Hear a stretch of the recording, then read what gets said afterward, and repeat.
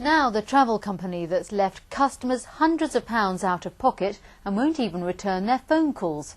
A BBC Look East investigation has found that the rail tour firm Steamy Affairs is going into liquidation, and people who booked trips they haven't had look likely to lose their money. For many, there is something magical about steam, whether because of childhood stories or memories of yesteryear. The Nene Valley Railway operates a popular and efficient service between Wansford and Peterborough. Over 1 million people a year use heritage railways like this one. But real enthusiasts also like mainline steam. Organised trips on the main railway line. It's faster and a more genuine experience. Hazel Slough from Northampton booked such a trip for her and her daughter, but it was cancelled at the last moment and she's had no refund. I wanted to go on it to York because my husband and I had done it when he was alive. You know, several times we'd been on their trains, and him and I had been to York, and she wanted to go to York. I worked hard for my money, and £408 a lot of money when you're a pensioner. All right, people think, oh, £400 for a day out, but it was special, you know. But it was my £408, not theirs. John Shrewsbury and his brother Dennis had their trip postponed and then cancelled. The real upsetting piece about it is that they don't communicate with you. I mean, if they've had a disaster and, you know, they've gone bust or whatever's happened, you perhaps can accept that, but you can't accept the fact that they don't tell you when you keep trying to get contact with them. The company in question is Steamy Affairs. For 11 years it was a successful tour operator based in Northamptonshire and Norfolk, but last March it was bought by this man, Adrian Parcell, a director of 5 other train companies. Since then, even Steamy Affairs' suppliers have had problems. After the takeover of the company, we didn't get a single payment, and we're pretty easygoing. We tried to find a way of getting them to pay us.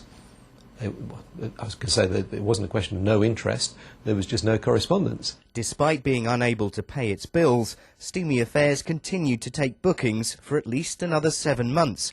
It was taken to court by another train company last October, and we know its accounts are more than 10 months overdue. Meanwhile, more and more unhappy customers have been contacting BBC Radio Northampton's consumer show. We've been having complaints that follow exactly the same lines as yours. Yeah. The problem that we now have is that we cannot get in contact with anybody at Steamy Affairs. Steamy Affairs didn't respond to our phone calls either, so I tried to track down Adrian Parcell, first at the company's offices in Gloucester and then at his country home.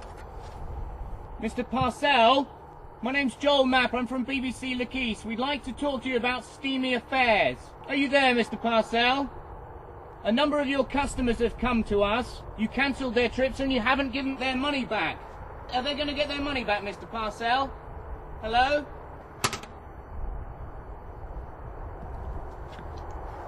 Well, the car's here. I'm not sure if anyone's in, but if they are in, they certainly don't want to talk to us. Just hours after that visit, Adrian Parcell's wife, Joanne, told us the company was going into liquidation. So while the couple will go on offering similar trips through their other companies, the likes of Hazel and John will almost certainly get nothing back. It is a bitter end to what should have been a day to remember. Joel Mapp, BBC Look East.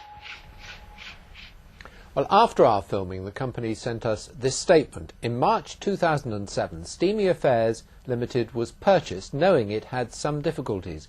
Despite injections of considerable amounts of capital and time into the business, the position of the company has become untenable. If you've booked a trip with Steamy Affairs and have had a similar or a very different experience to the ones we've featured, we'd love to hear from you. Whatever your story, you can call us on 08457 630 630 or email via the website.